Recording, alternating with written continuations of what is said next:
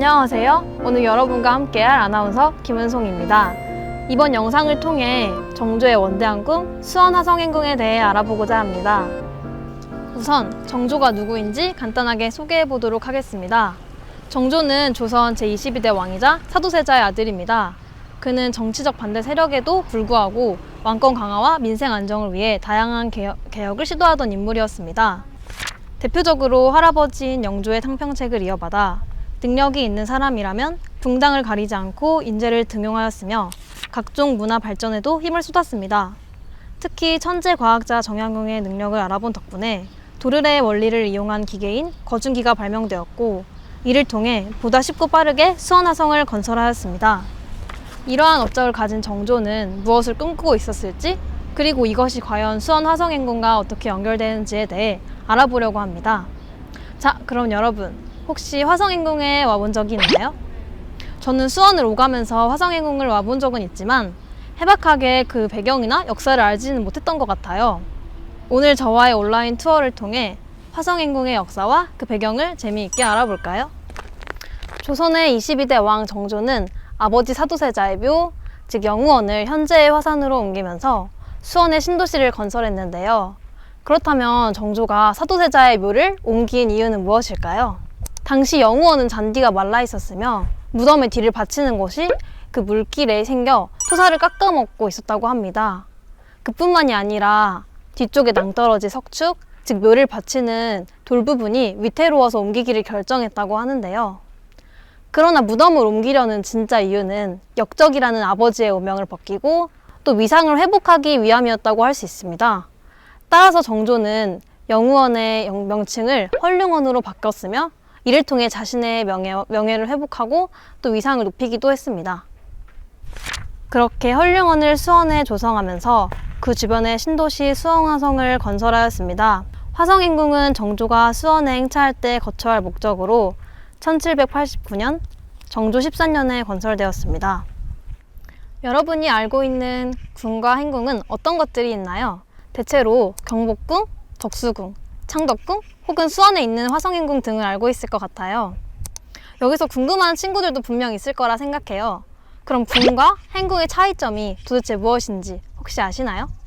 이 둘의 가장 큰 차이점은 왕이 항상 거주하는지 아니면 잠깐 머물렀다 가는 곳인지에 따라 구분할 수 있습니다.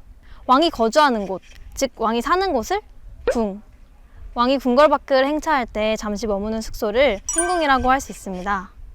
그렇다면 왕이 임시로 머무는 행궁에는 어떤 것들이 있을까요? 행궁은 그 용도에 따라 세 가지로 구분됩니다. 첫 번째, 비상시의 위급함을 피하고 국사를 계속하기 위해 마련된 행궁. 두 번째, 휴양을 목적으로 마련된 행궁이 있습니다.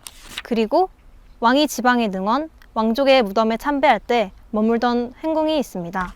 그렇다면 화성행궁은 몇 번째 경우에 해당될까요? 바로 세 번째 경우에 해당됩니다. 그럼 다음으로 이 세 번째 경우에 해당되는 화성행궁에 대해 자세하게 알아보러 가실까요? 화성행궁은 2007년 6월 8일에 사적 제478호로 지정되기도 했습니다. 사적은 역사적, 학술적, 관상적, 예술적 가치가 큰 것으로서 국가가 법으로 지정한 문화재입니다. 화성행궁은 유네스코 세계문화유산인 수원화성의 부속물로서 한국의 행궁 중 가장 규모가 크고 아름다운 곳입니다. 무려 576칸으로 구성되어 있다고 하는데요. 그만큼 활용도가 높아 경복궁의 부궁이라는 말까지 생겨나기도 했습니다. 직접 아버지의 묘를 받들겠다는 정조의 효심이 축성의 근본이 되기도 했지만 당쟁에 의한 당파정치 근절과 강력한 왕도정치 실현을 위한 정치구상의 중심지로 지어졌으며 수도 남쪽의 국방 요새로 활용하기 위함도 있습니다. 건립 당시의 모습이 화성성역 의궤와 원행의무 정리의궤의 그림으로 남아 있습니다. 정조는 1789년 10월 사도세자의 무덤인 헐륭원을 옮긴 이후 1800년인 정조 24년 1월까지 12년간 13차례에 걸쳐 수원 행사를 거행했고 이때마다 화성행궁에 머물렀습니다. 화성행궁에 대해 보다 전문적인 설명을 듣기 위해 경기대학교 사학과 이학무 교수님을 모셔봤습니다. 그럼 인터뷰 시작하도록 하겠습니다.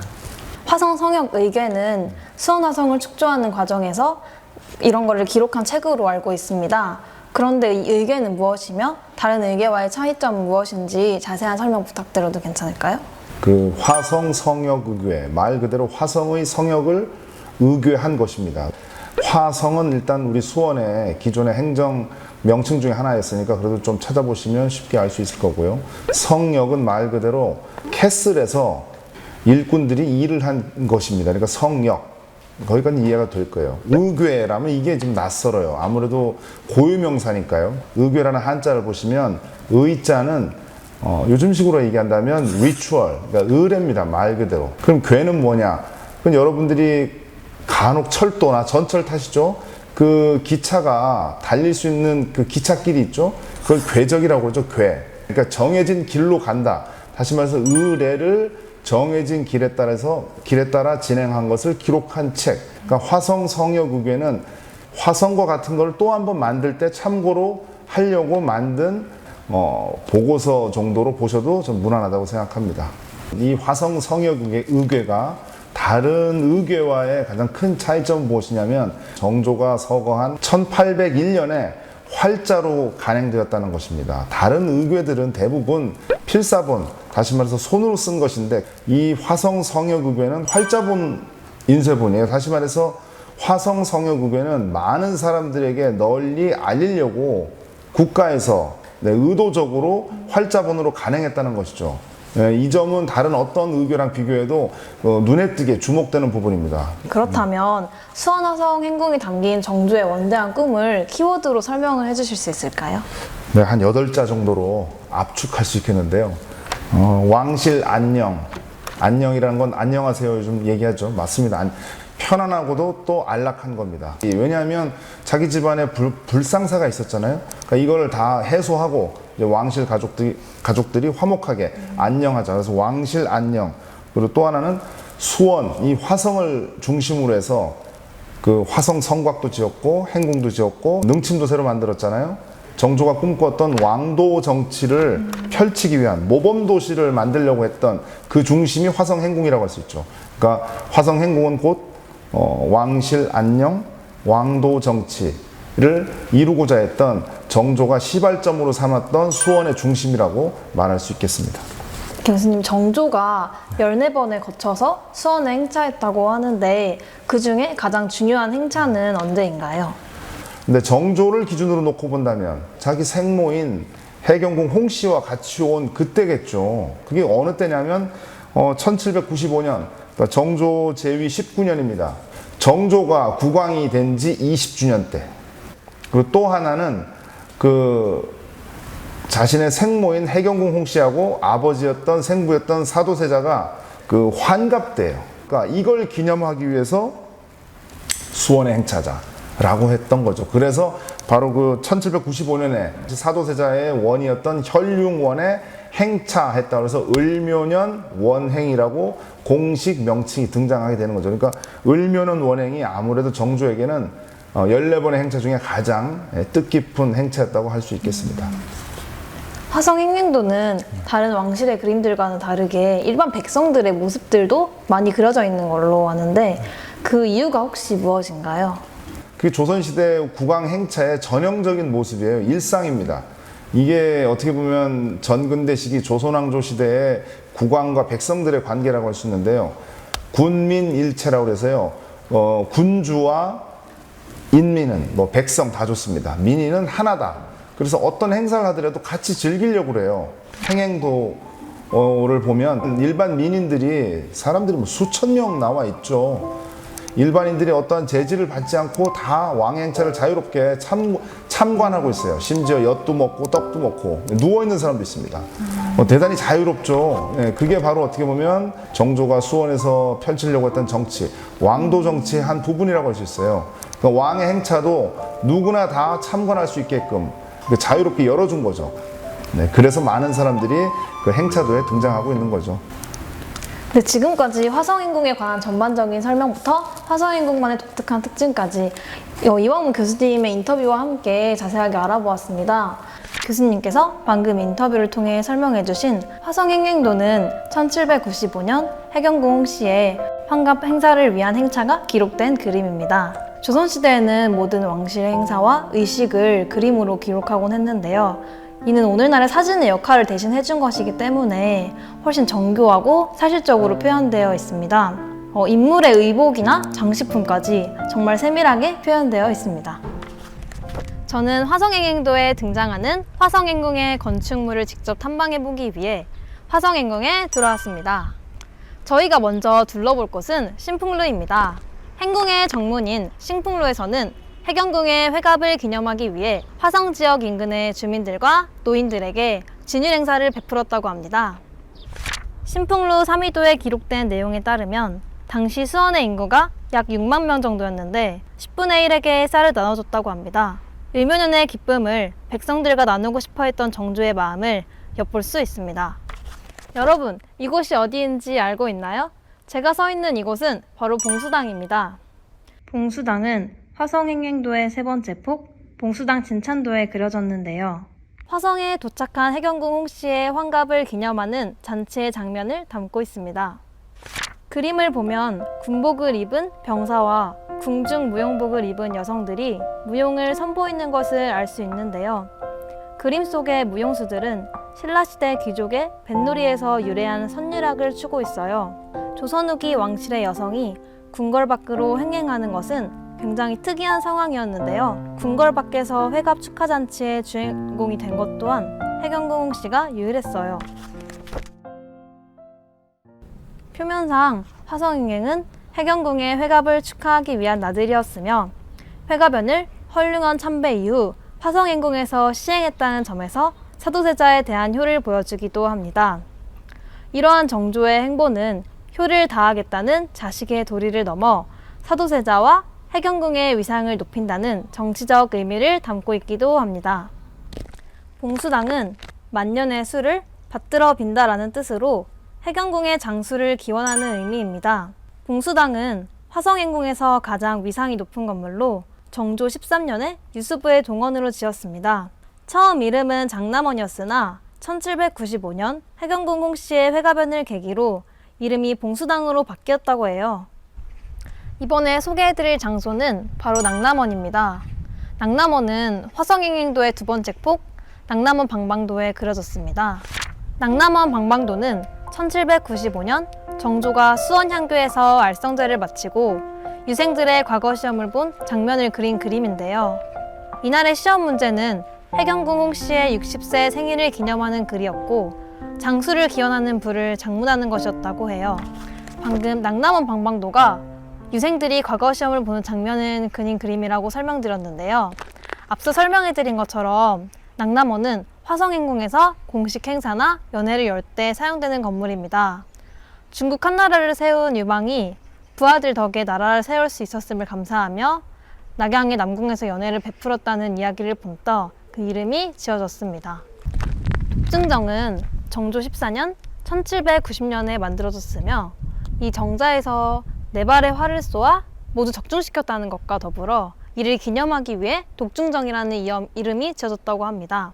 독중정은 화성행궁도의 여섯 번째 폭 독중정 어사도에 그려졌는데요. 신하들과 활쏘기를 한 다음 저녁에 해경궁 홍씨를 모시고 불꽃놀이를 구경하는 장면이 담겨 있습니다. 매화포는 땅에 묻은 화약을 의미합니다. 특별히 매화포를 사용할 때 해경궁을 모신 묘사가 있습니다. 그림 맨 위에 해경궁에 가마가 있다는 사실을 알 수 있습니다. 여기서 조선시대에는 왕이나 높은 신분의 사람을 그리지 않는 것이 법도이므로 해경궁이나 정조는 묘사되어 있지 않습니다. 대신 상징적으로 어좌 등을 사용하여 표현했습니다. 여기서 활쏘기 실력이 가장 뛰어났던 사람은 정조였다고 전해집니다. 총 60번을 쏘아서 정조는 51번, 2등이었던 사람은 35번을 맞추어 많은 차이가 났습니다. 물론 왕이기에 일부러 져주었다고 하는 가능성도 있긴 하겠지만 정조의 무예 실력이 되게 뛰어났다는 것을 보여주는 징조이기도 합니다.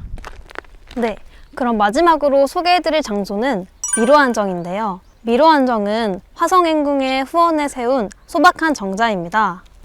처음 이름은 육면정이었지만 1795년에 미로안정으로 이름을 바꾸었어요. 이 이름은 늙기 전에 한가로움을 얻어야 진정한 한가로움이다 라는 시구를 인용한 것으로 추정한다고 해요.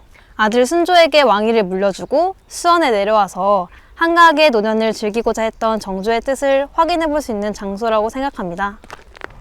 화성인궁과 정조에 대해 좀 더 자세하게 알아보기 위해 박진옥 학예사님을 모셔보았습니다.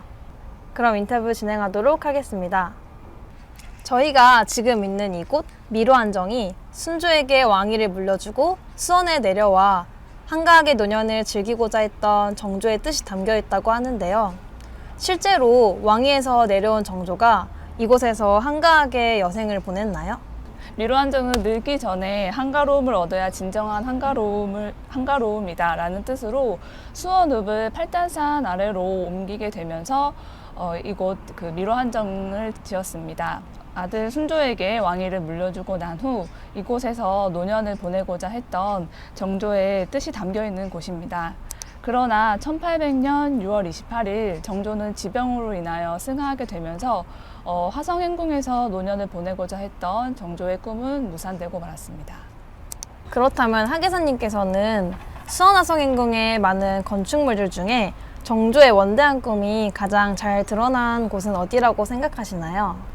수원 화성행궁을 지은 정조의 원대한 꿈이라고 한다면 왕위에서 물러난 뒤 어머니를 모시고 이곳에서 머물고자 했던 것이라고 생각합니다.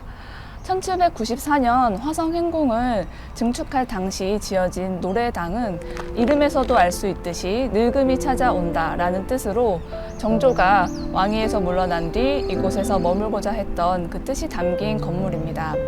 노래당은 현재 화성행궁에서 남아있는 건물 중 건립 당시의 모습 그대로 있는 건물로서 건축물적 가치가 높습니다.